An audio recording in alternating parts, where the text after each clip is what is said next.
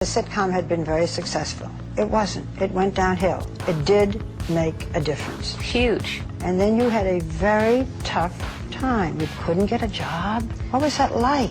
Not only couldn't get a job, couldn't get someone on a phone. I mean, they're literally, the show was canceled and no one called me. It was just, I found out, my assistant read it in the paper. Ellen DeGeneres' career might be one of the clearest examples of how a shiny public image can crack wide open once the truth behind the scenes starts to show. For years, she ruled daytime TV with one simple message: be kind.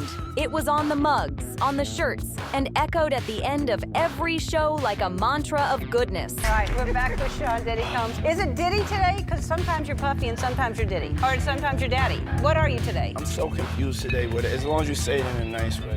You may have heard this summer there were allegations of a toxic work environment at our show, and then there was an investigation. I learned that things happened here that never should have happened. I take that very seriously, and I want to say I am so sorry to the people. Her entire brand was built around that one idea. But slowly, whispers started spreading, and the smiling image people adored began to look a little too perfect. As time passed, stories began pouring out, and they didn't match the cheerful face we saw on screen. When the distance between how someone looks and who they really are grows too big, it's only a matter of time before things explode. Today, we're diving into the rise, the image, and the breakdown of one of TV's biggest names, Ellen DeGeneres.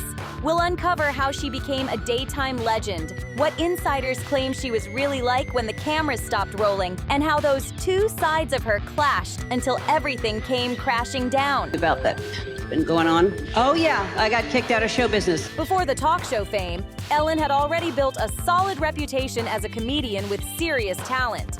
After dropping out of college, she went all in on her dream of stand-up, hustling through tiny comedy clubs, late-night spots, and local gigs until people finally took notice. It didn't take long before she was called one of the funniest women in America and even landed a huge moment, an appearance on The Tonight Show. For a comic in the 1980s, that was massive. Ellen's style stood out. Dry, sharp humor mixed with awkward charm that made her feel real, approachable, and totally different from the usual big personalities on stage. Ellen never leaned on shock value or wild punchlines. She made people laugh by turning everyday frustrations into comedy gold. Her humor felt real, built around those little social quirks everyone could relate to. That's what made audiences love her. She wasn't mocking them. She was with them. This down-to-earth style gave her huge mass appeal and opened the door to her very own sitcom, Ellen, where she played a quirky bookstore owner trying to make sense of life with long, chaotic rants and that signature awkward charm. The show quickly caught on, scored strong ratings, and picked up awards, officially turning Ellen into a household name. But everything changed in 1997, when the series dropped the now iconic Puppy episode, where her character came out as gay, a move that made television history. It was the first time ever that a lead character in a primetime sitcom openly came out, and it sent shockwaves through pop culture. The episode was bold and powerful, earning massive praise and headlines everywhere. But not everyone celebrated it. Some advertisers pulled out. Ellen DeGeneres' career might be one of the clearest examples of how a shiny public image can crack wide open once the truth behind the scenes starts to show. For years, she ruled daytime TV with one simple message: be kind. It was on the mugs, on the shirts, and echoed at the end of every show like a mantra of goodness. Her entire brand was built around that one idea. But slowly, whispers started spreading, and the smiling image people adored began to look a little too perfect. As time passed, stories began pouring out, and they didn't match the cheerful face we saw on screen. When the distance between how someone looks and who they really are grows too big, it's only a matter of time before things explode. Today, we're diving into the rise, the image, and the breakdown of one of TV's biggest names, Ellen DeGeneres.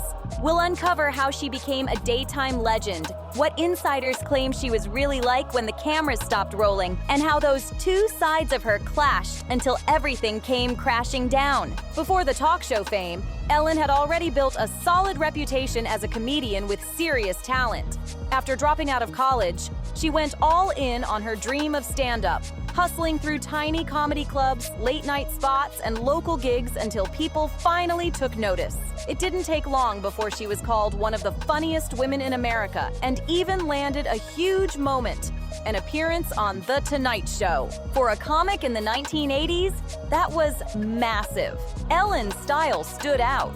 Dry, sharp humor mixed with awkward charm that made her feel real, approachable, and totally different from the usual big personalities on stage. Ellen never leaned on shock value or wild punchlines. She made people laugh by turning everyday frustrations into comedy gold. Her humor felt real, built around those little social quirks everyone could relate to. That's what made audiences love her. She wasn't mocking them. She was with them. This down-to-earth style gave her huge mass appeal and opened the door to her very own sitcom, Ellen, where she played a quirky bookstore owner trying to make sense of life with long, chaotic rants and that signature awkward charm. The show quickly caught on, scored strong ratings, and picked up awards, officially turning Ellen into a household name. But everything changed in 1997 when the series dropped the now iconic Puppy episode, where her character came out as gay, a move that made television history. It was the first time ever that a lead character in a primetime sitcom openly came out, and it sent shockwaves through pop culture. The episode was bold and powerful, earning massive praise and headlines everywhere. But not everyone celebrated it. Some advertisers pulled out, certain TV stations got nervous, and before long, the network pulled the plug. By 1998, the show was gone, and Ellen later admitted she felt like Hollywood had quietly blacklisted her. That first controversy didn't end her career completely, but it hit pause in a major way.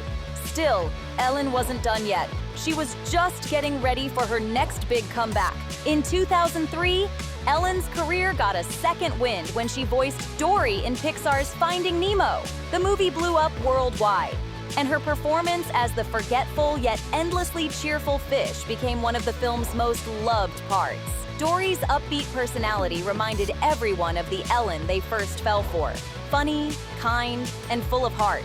That role didn't just bring laughs. It reshaped Ellen's image, turning her back into a family-friendly favorite everyone could root for again.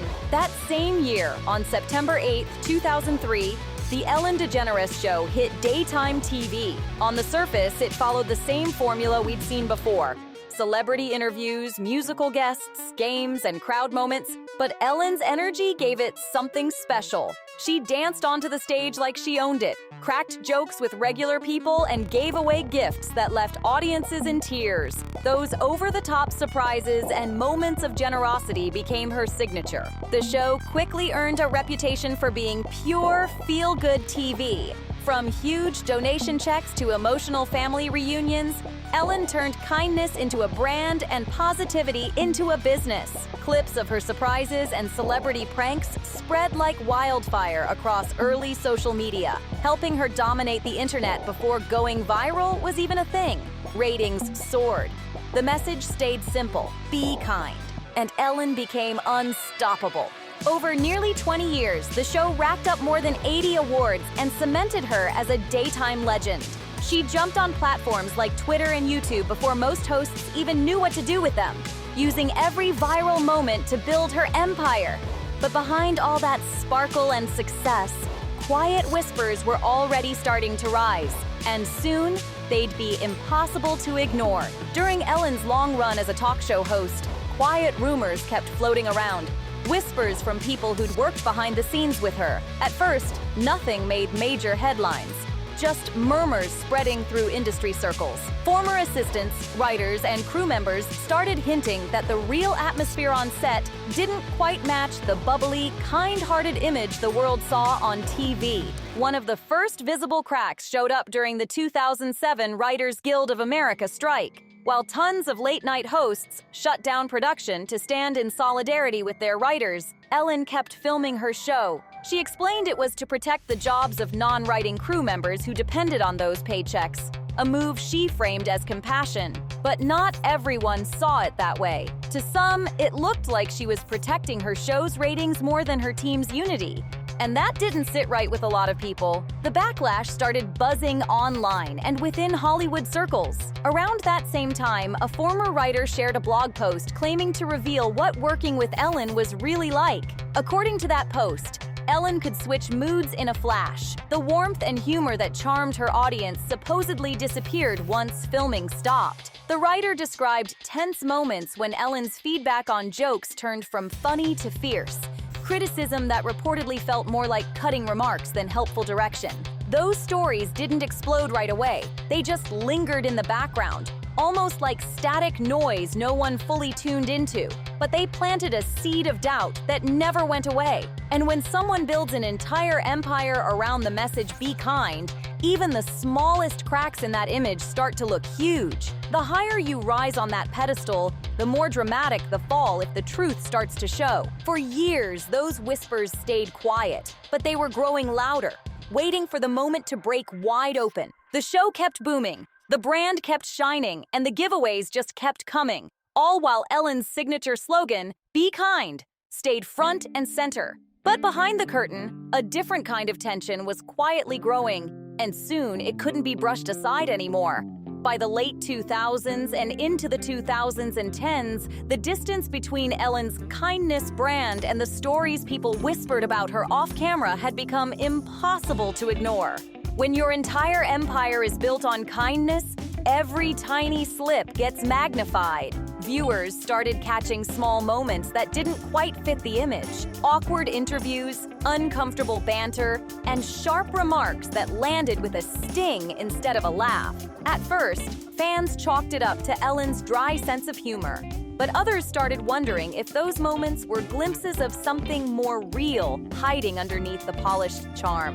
One particular segment that stirred debate was the infamous gift shop moment. Ellen told her audience they could each take just one item from a table of freebies. But when someone appeared to grab more, Ellen called them out in front of everyone. It was meant to be a fun bit, but not everyone found it funny. Critics claimed it crossed a line, turning what should have been a lighthearted joke into public embarrassment. Some said it felt like a power move disguised as comedy, and that rubbed a lot of people the wrong way. Individually, these moments might have been easy to dismiss, but together, they started forming a pattern that didn't align with the show's constant message of empathy and compassion. The cracks were showing, and then came the article that sent shockwaves through Hollywood. The New York Times dropped a piece titled, "Ellen DeGeneres is not as nice as you think." That headline alone flipped the narrative, and suddenly, the Queen of Kindness was under a microscope like never before. The New York Times article took a closer look at Ellen's return to stand-up comedy and the growing tension between her cheerful on-screen persona and the public's expectation that she always be the living symbol of kindness. Ellen didn't stay silent. She addressed the criticism head-on in interviews, saying it truly hurt when people accused her of not being nice. She insisted she'd always wanted her show to be a happy place to work. No yelling, no drama, just good vibes all around. Publicly, she doubled down on her image, repeating that positivity was the foundation of everything she built. But then came July 2020, and everything changed overnight. BuzzFeed News dropped a bombshell investigation that shook her empire to its core. The report featured accounts from 1 current and 10 former employees of the Ellen DeGeneres Show, and their stories were disturbing. They described what they called a toxic work environment behind the scenes. One filled with favoritism, inappropriate behavior, and fear of speaking up. One former staffer said, "The kindness seen on television only happens when the cameras are on." That quote hit hard and spread fast. Others claimed they'd been scared to raise concerns because they worried about retaliation or being shut out completely. According to those accounts, the problem wasn't just a few bad days. It was an entire culture that didn't match the message of the show. Even if Ellen wasn't directly responsible for every management decision, she was still the face of the brand. And when your brand is built entirely around kindness, the public expects your team to feel that same energy behind the scenes. But as more testimonies came out, that image started to collapse under its own weight. And if that wasn't enough, things got even messier when comedian Kevin T. Porter posted a viral Twitter thread asking people to share their own stories about Ellen's alleged bad behavior. The internet went wild. Thousands of replies poured in, each claiming to have their own run-in or insider tale. What started as one tweet snowballed into a full-blown online reckoning, and suddenly, Ellen's carefully built reputation was in free fall. Some stories were small, others were sharp and specific. But together, they painted a picture that was hard to ignore. The contrast between Ellen's warm, smiling TV persona and the rumors about what went on off-camera was growing louder by the day. As the backlash exploded across social media and news outlets, Warner Media stepped in and launched a full internal investigation into the show's workplace culture. This wasn't gossip anymore. This was corporate-level serious. The investigation ended with 3 senior producers getting fired. A huge move that signaled the beginning of the end for the Ellen DeGeneres Show as everyone knew it. Right after that, Ellen sent a memo to her staff. In it, she repeated that her mission had always been to make the show a happy, respectful place to work. She admitted that as the program grew, she had relied more on others to manage the daily chaos, and somewhere along the way, something went wrong. Ellen apologized to her employees directly and promised real changes moving forward. Then, she faced her audience head-on. During the opening of a new season, she gave a public apology right there on air. Her tone was calm, serious, and emotional. She said she had learned about the issues behind the scenes and that she was taking full responsibility for everything that happened under her name. Some viewers appreciated her owning up and believed it came from the heart, but others weren't buying it. To them, it felt like too little, too late. By then, Ellen's public image had shifted completely. What had once been whispers in the background had turned into front-page headlines, and the story had struck a nerve with millions. The irony was impossible to miss.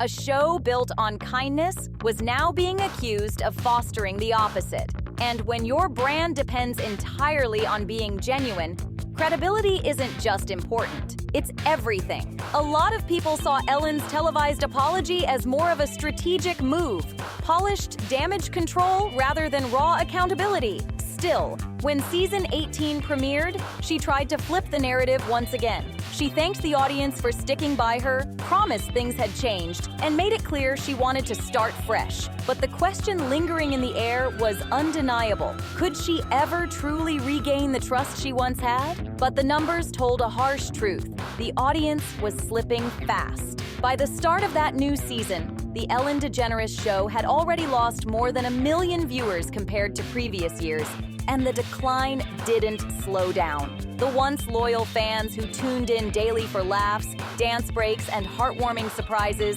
just weren't showing up anymore. The trust that had cracked in 2020 was proving almost impossible to rebuild. Inside the industry, executives could see exactly where this was heading. Daytime TV runs on predictability, steady ratings, smiling sponsors, and a spotless image. And when your entire brand is built on positivity, sustained controversy is poison. The damage wasn't just public, it was financial too. Advertisers grew cautious, and the show's golden aura started to fade fast. Then came the official news.